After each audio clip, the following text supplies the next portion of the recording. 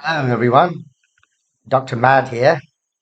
Let's get mad about an inspector calls.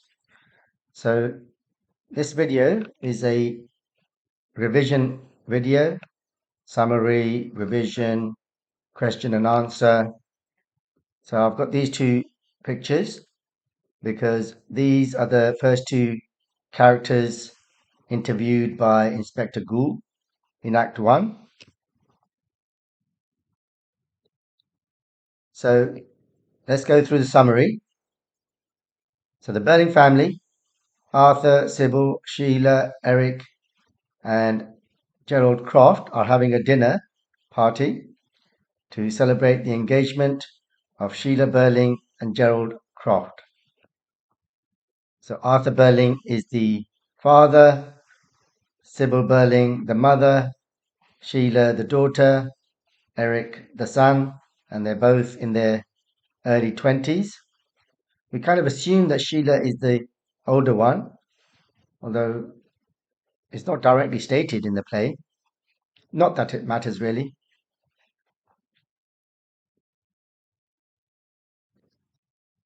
So the Burling family is kind of middle class. Gerald Croft is upper class. So Sheila is marrying up. But Sybil is also upper class. So she married down.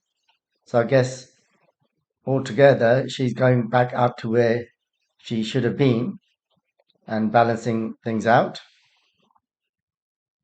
Mr. Arthur Burling does most of the talking, and we learn that he is a very pompous man who believes only in looking after himself and his family. So firstly, pompous means pretentious, somebody who's full of themselves and always talking about themselves.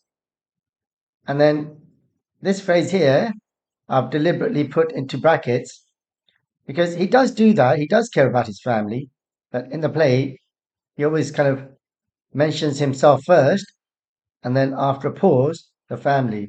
So it's very much himself number one, family a close second, but then after that, he doesn't really care about anybody else.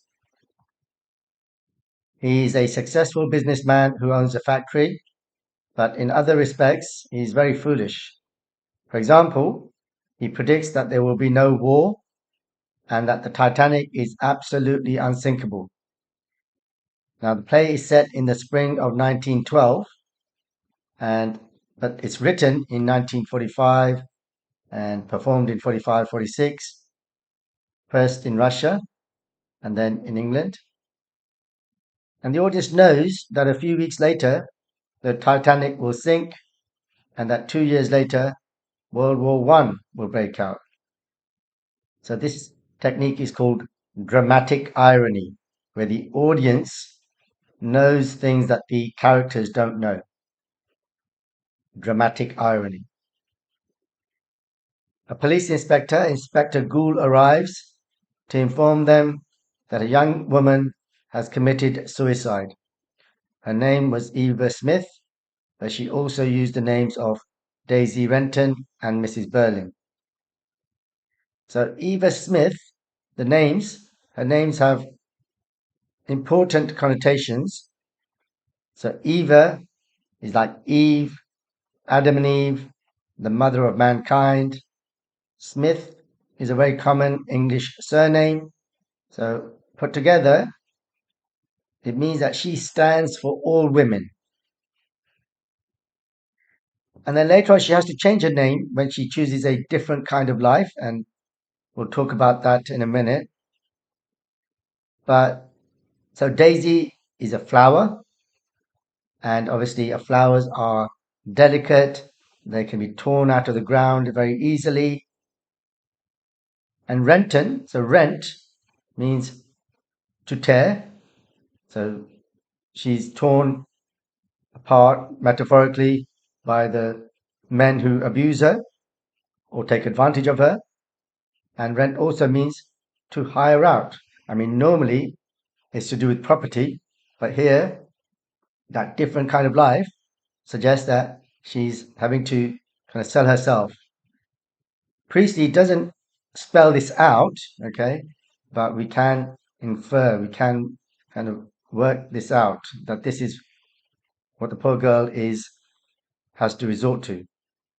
And then Mrs. Burling is when she later on. So first she has an affair with Gerald Croft, and then with Eric Burling, and he actually makes her pregnant. So that's why she calls herself Mrs. Burling towards the end.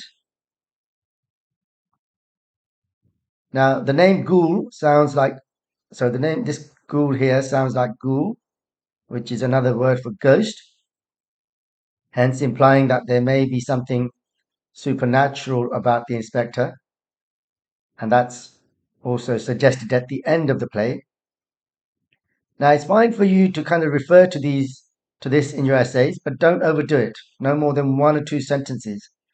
Students really get hung up on this sometimes, and really you're not meant to go too far down that route. Especially because, I mean, if you're aiming for the higher grades, you could also think about the fact that ghoul is usually has negative connotations.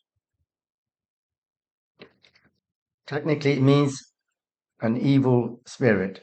So, but we know that the inspector is meant to be totally good, or at least as good as any human being can be. Okay, so don't go too far down this route. You can maybe write one or two sentences on it, depending on the question and how you've chosen to go about answering it. At first, the Burling family and Gerald Croft don't understand what the suicide has to do with them, but it soon becomes clear that they all had a role in her death, in Eva Smith's death.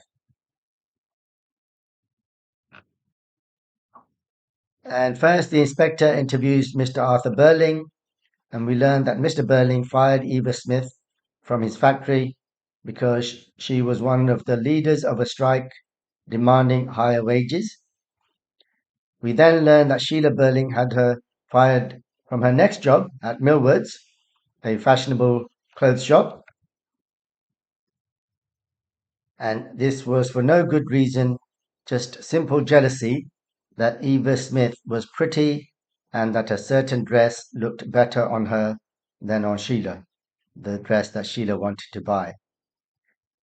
Losing her second job made Eva Smith desperate, and she had to find a different sort of life, changing her name to Daisy Renton to do so.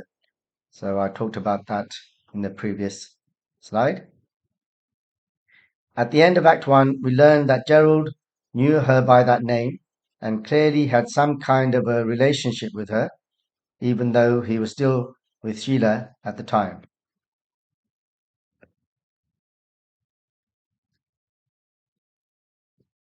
Okay, so here are some questions to test your understanding. So, what is happening at the start of the play? Briefly describe Arthur Burling. So here, describe him kind of physically, but also and what he does for a living and so on, and also his character. And then who arrives at the dinner party and why? So meaning, what does he tell them? What are the connotations of the inspector's name? Who does the inspector interview first and why? So in other words, what did that person do to Eva Smith? Who does the inspector interview next and why? So same thing again. Why did Sheila do what she did? What do we learn at the end of the play? So these are fairly simple questions, learning about the plot and the characters.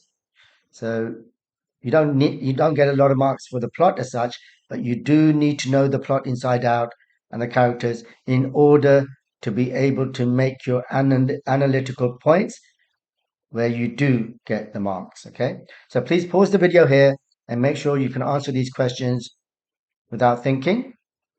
If not, you need to go back and revise. Okay, so I'm going to move on to the answer slide in 3 seconds. So 3, 2, 1, and moving now. Okay, so I won't read through the answers, but please check your answers and make sure that you were able to answer most of them, at least to like 50%. Okay. I mean, when you learn something, when you study something, you do have to go through it two or three times at least. And sometimes it's a chicken and egg situation because we've only gone through Act One. Actually, until you go through the whole play, things can still be a bit confusing. So it's okay if you can't answer everything 100% at this stage, but you should be able to answer to at least 50%. And then you might then choose to go through the rest of the course and then come back and do this. And second time, you're aiming for 70%, and then you're aiming for 90%, 100%.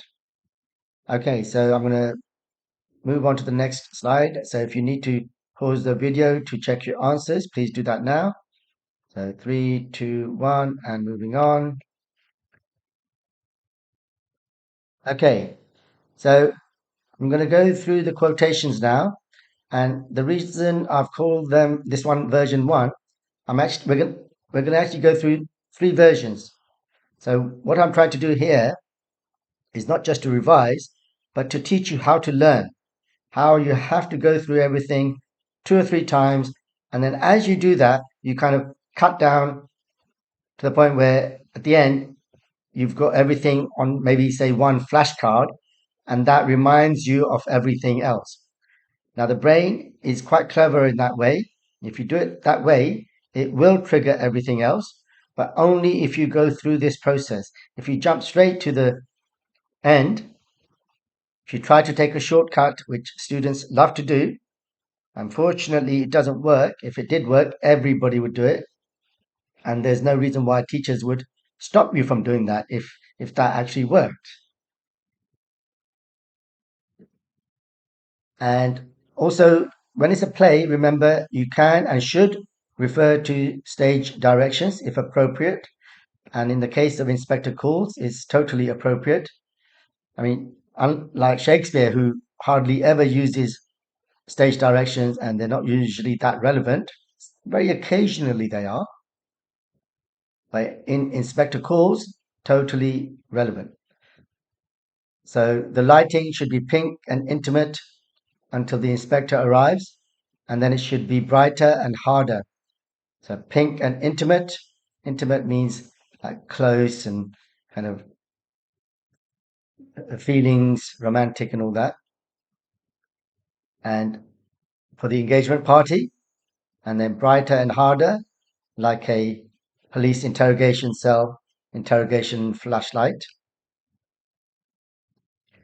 Now, some people say that the light changes from pink to white, and that the white light suggests that the inspector is like an angel. I mean, fair enough, but I think the only problem there is that this word harder kind of contradicts that. Okay, so just be aware of that. Arthur Burling is a heavy looking, rather portentous man in his middle 50s with fairly easy manners, but rather provincial in his speech. So portentous means pretentious, full of himself, and provincial means to do with the countryside. It has negative connotations, okay, as opposed to a sophisticated city person. His wife is about 50, a rather cold woman, and her husband's social superior. So notice class structure is a big theme of this play.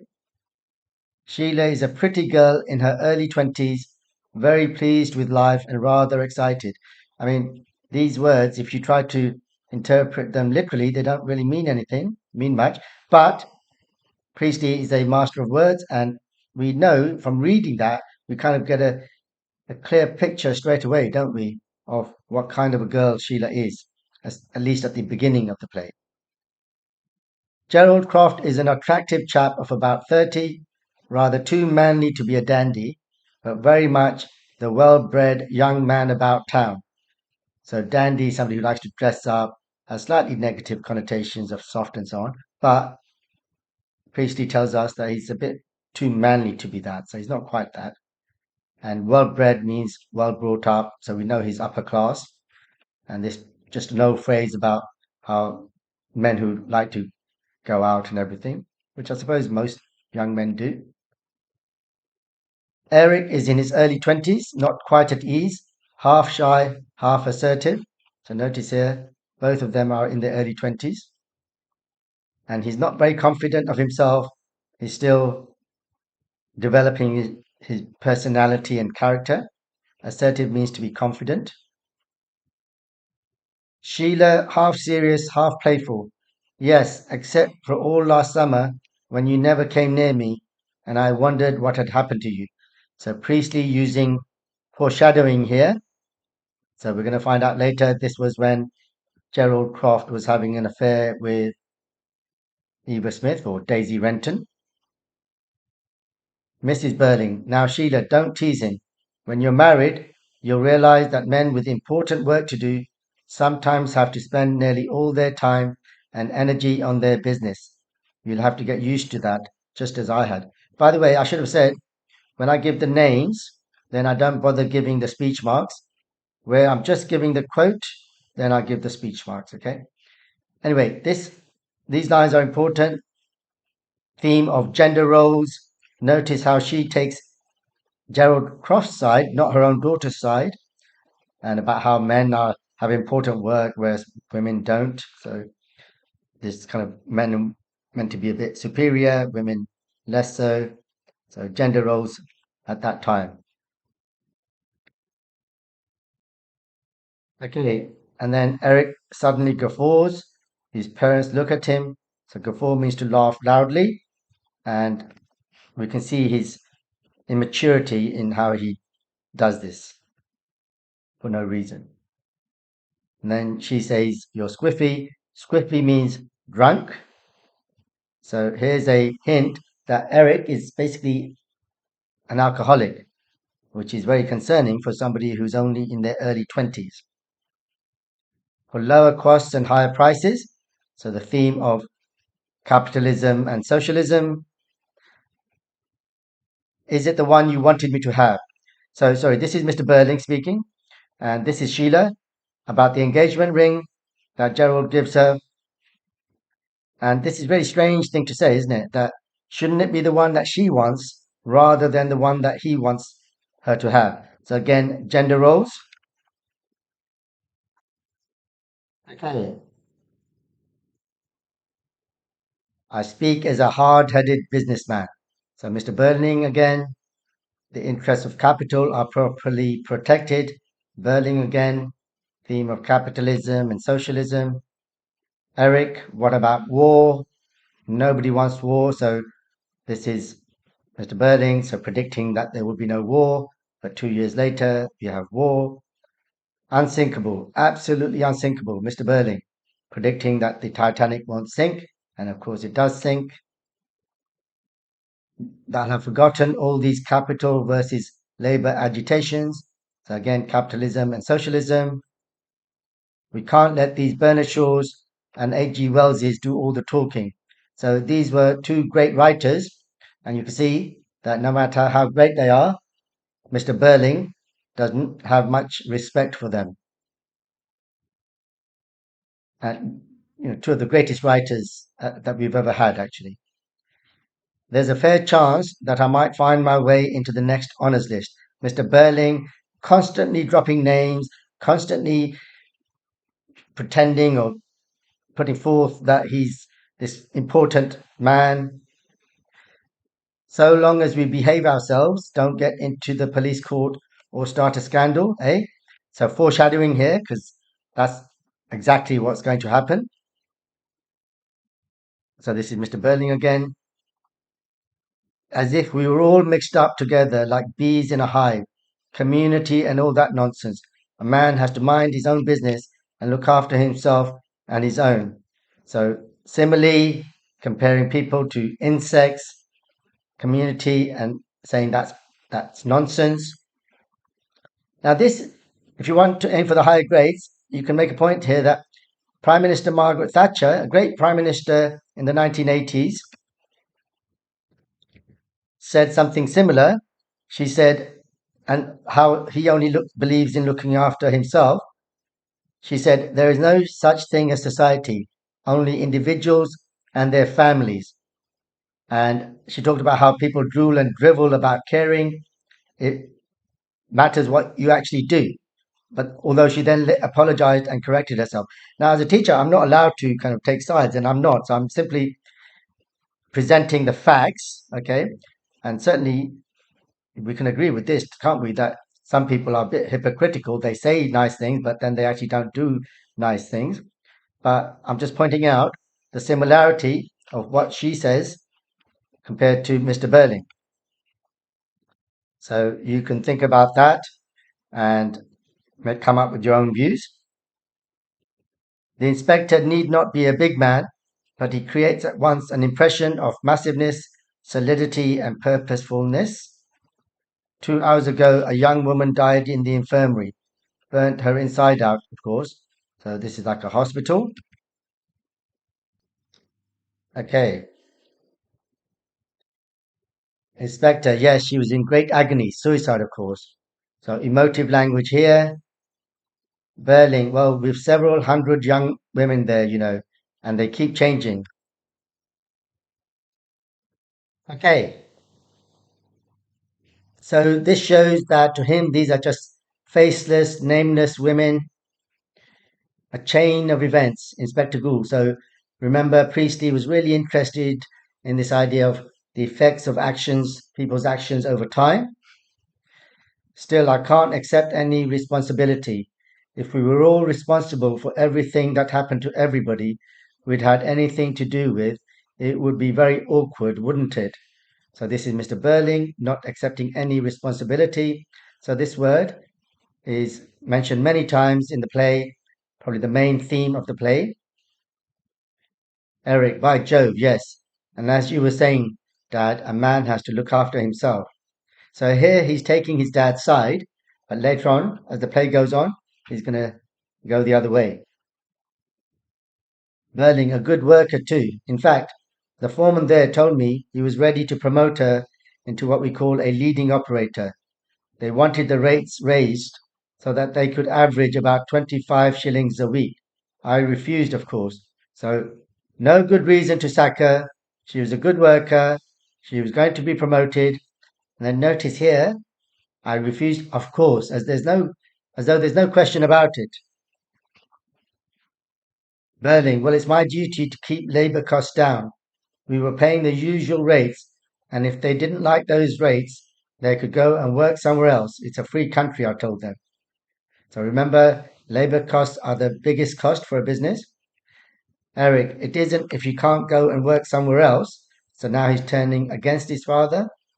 And then again, Eric, why shouldn't they try for higher wages? We try for the highest possible prices. Sheila, oh, how horrible. Was it an accident? So this is when the inspector tells her about about Eva Smith.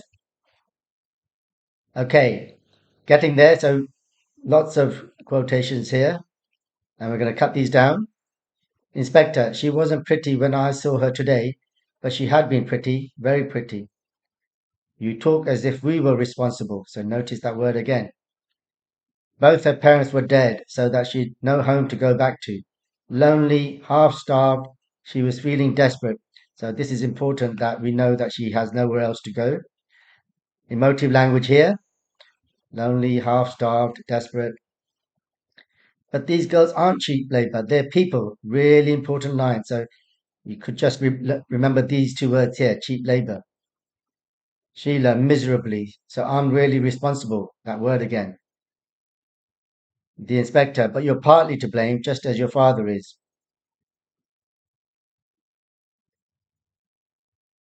She was very pretty too. I caught sight of this girl smiling at Miss Francis. She was very pretty too. I caught sight of this girl smiling at Miss Francis. So this is Sheila explaining what happened. So first she changed her name to Daisy Renton. So we've talked about that. Were you seeing her last spring and summer? During that time you hardly came near me and said you were so busy. So this is linking back to the earlier foreshadowing about Gerald having an affair with Eva Smith and then ending on a high note, tense note. So remember in the audio version, there was also music to kind of highlight the tension. Sheila laughs rather hysterically. Why, you fool, he knows. Of course he knows. Okay, so task one, reduce the above quotes to less than half. Which ones do you think are the most important? And then compare with my version. So please pause the video here and do that exercise. And I'm going to move down to my version in 3 seconds. 3, 2, 1, and moving down. So I won't obviously go through these again. I've been through these. So what I've done is just cut down. Now, don't worry if yours are not exactly the same. That's not the point. The point is to go through that exercise. Okay. And now I want you to do that again and reduce the above quotes to just 10 to 15 quotes. And not just the number of them, not just how many there are, but also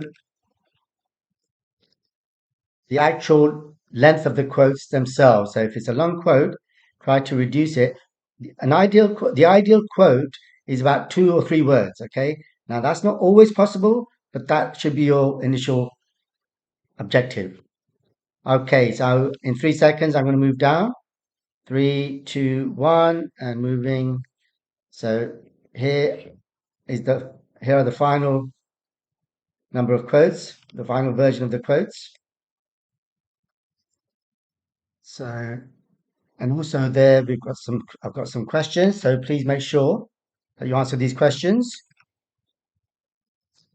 and also your versions of the quotations. Okay, so please pause the video here and compare your version and also answer these questions. And then I'm going to move down to the answer slide in 3 seconds.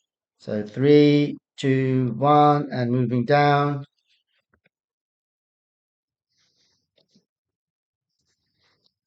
So there are the answers. Pause the video here to check your answers, but there's one more slide for question 6, answer 6. There you go.